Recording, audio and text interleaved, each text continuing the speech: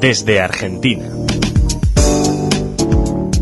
Hola oyentes de Radio Sefarad, es un gusto volver a comunicarnos con Gustavo Efrón desde la redacción de Nueva Sion en Argentina. ¿Qué tal, Gustavo? Hola Jorge, ¿cómo están? Muy bien, hoy creo que en base a este Día de la Mujer, el Día Internacional de la Mujer, el 8 de marzo, pues vas a hablar de un personaje femenino importante en la cultura argentina que por casualidad o no lleva tu mismo apellido y pertenece a tu misma familia. Ella se llamaba Paloma Efrón, pero en la Argentina todo el mundo la conocía como Blackie. Era una presentadora de televisión también muy conocida en ese medio, ¿no? Exactamente, Jorge, sí, hoy voy a hablar de Blackie, que es parte de mi familia, era prima, hermana de mi abuelo. Ya en otras columnas he hablado de su padre, ¿no? Y Edidio Efrón, y que fue un gran educador, y también de su hermano David, que fue un gran antropólogo en Estados Unidos. Y me parece que, bueno, tenemos que hablar o es importante hablar sobre todo de este 8 de marzo, ¿no? Que antes que nada vale aclarar, ¿no? Y decir que no es un día de festejo, sino que es un día de donde se conmemora, digamos, la lucha de las mujeres por la igualdad y el reconocimiento de los derechos, ¿no? Aunque mucha gente, digamos, acostumbre regalar flores, digamos, es un día más bien que tiene que ver con la reivindicación de un contexto histórico, ideológico determinado, ¿no? Que tiene que ver con las desigualdades de género, ¿no? En la cual, bueno, Blackie fue una de las grandes protagonistas de toda esta, del lugar de imponer por su propia historia de vida su lugar como mujer digamos, en la cultura y en la sociedad argentina, ¿no? Para solo recordar, antes de hablar de Blackie, el hecho, digamos, que marca el 8 de marzo, por el cual se se conmemora la Día de la Mujer, el hecho, digamos, trascendental que ocurrió el 8 de marzo de 1908, cuando 129 mujeres murieron en un incendio en la fábrica Cotton, en Nueva York, digamos, luego de que se declararan en huelga con permanencia en el lugar del trabajo, ¿no? Las mujeres luchaban por una reducción de la jornada laboral a 10 horas, y un salario igual al que percibían los hombres que hacían las mismas tareas, ¿no? Y además denunciaban las malas condiciones de trabajo, ¿no? que tenían. El dueño de la fábrica ordenó cerrar las puertas del edificio para que las mujeres desistieran y abandonaran el lugar. Y sin embargo, a partir de ahí, el resultado fue la muerte de las obreras, ¿no? Que se encontraban en el interior de la fábrica. Bueno, este es el hecho originario, ¿no? que marca esta fecha, y que me permite en este caso hablar de Paloma, de Blackie, que fue una de las mujeres argentinas más destacadas en el siglo XX, sobre todo por sus aportes a la cultura, digamos, al desarrollo, una figura importante de la televisión, pionera de la televisión argentina. Fue la primera gran mujer en la televisión argentina, ¿no? Pocos conocen sus inicios, ¿no? Como cantante de jazz, ¿no? O sus incursiones en el cine, en el teatro, ¿no? Ella dijo en muchas ocasiones: el secreto de mi vida fue realizar cosas que no ha hecho nunca otra mujer, ¿no? Ese es todo mi secreto. Para la familia, ¿no? Era Taibele, ¿no? Palomita en yiddish, ¿no? Y era una especie de un pequeño terremoto de curiosidad, de ansias o deseos de conocimiento y de ingenio, ¿no? Para empezar a contar algo de su historia, ella nació en la colonia Lucienville, en Basse-Bilbaso, el 6 de diciembre de 1912, ¿no? Y murió el 3 de septiembre de 1977, ¿no? El papá, como dije, era Yedidio, que era, bueno, un gran director de escuela y responsable de la Asociación Internacional de Colonias Judías, ¿no? Ahora, Paloma, que todo el mundo la conocía como Blackie, fue una mujer que dejó muy marcada la huella, ¿no?, en el mundo de la cultura argentina. Los que tienen más de 50 años, por decir algo, la conocen y la recuerdan. De hecho, en mi experiencia, los que tienen más de esa edad, muchos me preguntan ¿qué sos de Paloma?, ¿no? Ya cuando soy un poco más joven me preguntan por otros personajes de la cultura de la familia, pero los mayores siempre me preguntan por qué sos de Paloma, ¿no? Y Paloma decidió a algún momento provocar a su papá, y siguiendo sus consejos teóricos, ¿no?, que maestro Efron decía, una persona no puede ser independiente si no tiene independencia económica, entonces salió a buscar trabajo. Y lo consiguió en Nicana, el Instituto de Cultura Norteamericano Argentino, donde mientras cumplía funciones de secretaria, descubrió el primer gran tesoro entre sus manos, ¿no?, los discos de Negro Spirituals. Y a partir de ese hallazgo comenzó a bucear en la riqueza de la cultura negra en los Estados Unidos en los tiempos de la gran crisis, ¿no?, y iniciando la década del 30, un poco antes, y cuando había un caos, un fuerte caos, digamos, en los 30, por el derrumbe de las bolsas, ¿no?, y ahí los primeros grupos defensores de los derechos civiles buscaban hacerse oír, ¿no? Entonces, al inigualable estilo que supo imponer en distintas facetas, ¿no?, como periodista, como productora, como conductora, como actriz, como cantante, ¿no?, le agregó una versatilidad que, digamos, que la llevó a grandes proyectos en todo el país, ¿no? Incluso el 6 de diciembre se celebra el Día del Productor de Radio y Televisión en Argentina por justamente Paloma, ¿no? Y es de alguna manera considerada la primera cantante profesional de jazz en la Argentina, ¿eh?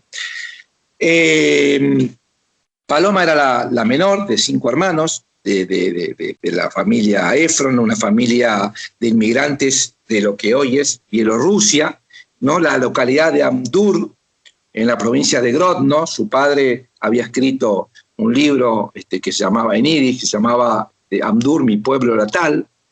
Y sus padres, bueno, que tenían vasta formación cultural, propiciaron en ella un crecimiento intelectual y artístico que la llevó a aprender a leer y a escribir, a tocar el piano y a cantar cuando era muy, muy pequeña, ¿no? Cuando tenía 5 años, la familia se trasladó a Buenos Aires, y cuando terminó la escuela primaria, creyó que su vocación era la química, y más tarde entró a trabajar como bibliotecaria en el ICANA, como comenté, ¿no?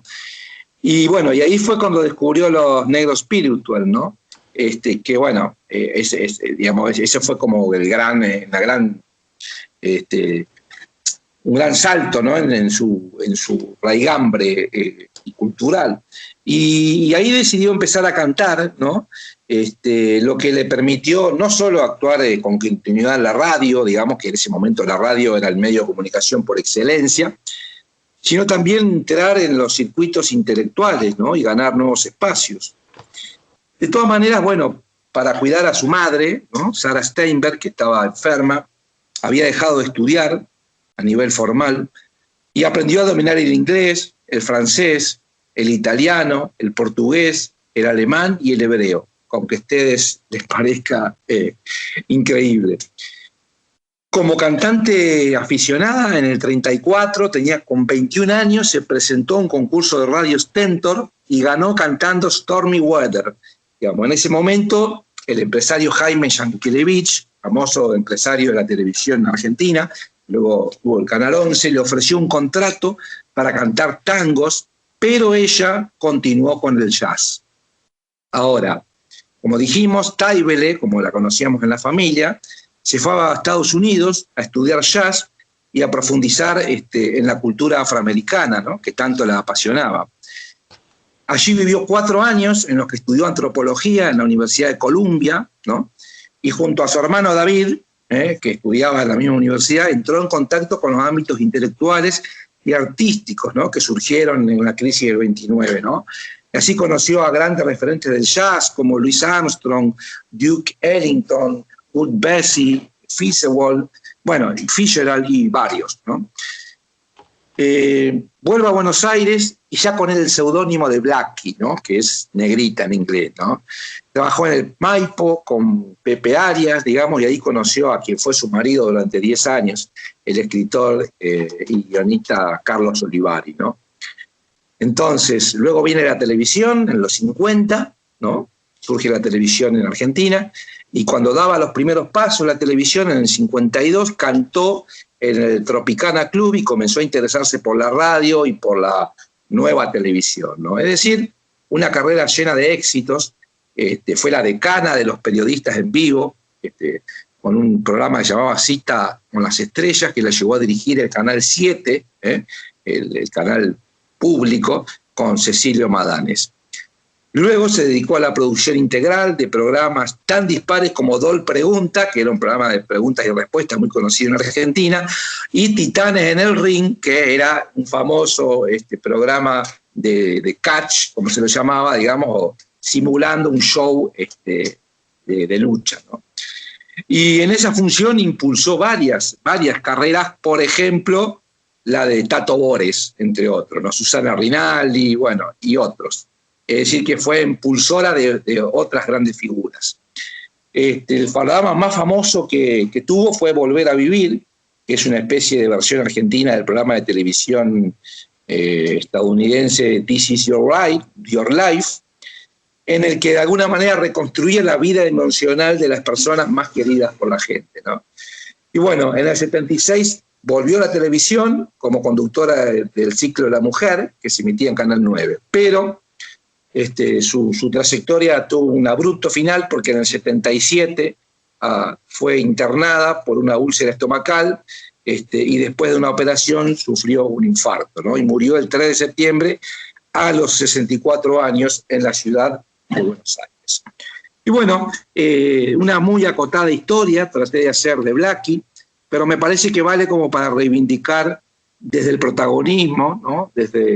Desde la lucha por el espacio de la mujer, por la reivindicación de un lugar en la cultura, la reivindicación de la cultura negra también, ¿no? En el contexto, bueno, de los derechos civiles y demás.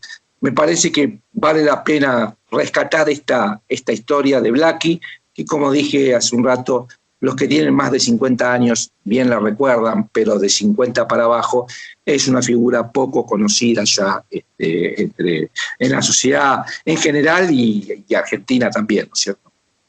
Bueno, aquí yo voy a desvelar que tengo más de 50 años porque la recuerdo muy bien.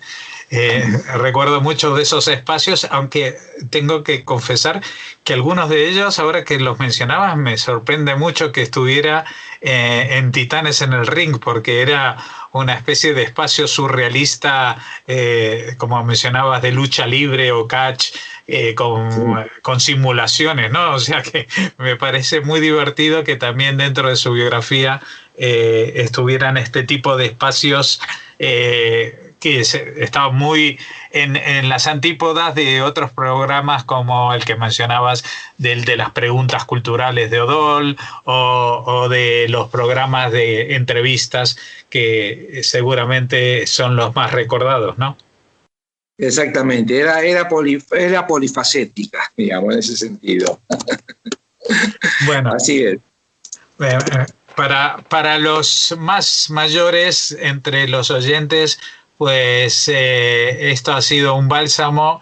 En estos días que estamos pasándola tan mal, ya llevamos un año de pandemia, y recordar aquellos tiempos que son de otro siglo, pero parecen todavía más lejanos, y los personajes que en ellos crecieron.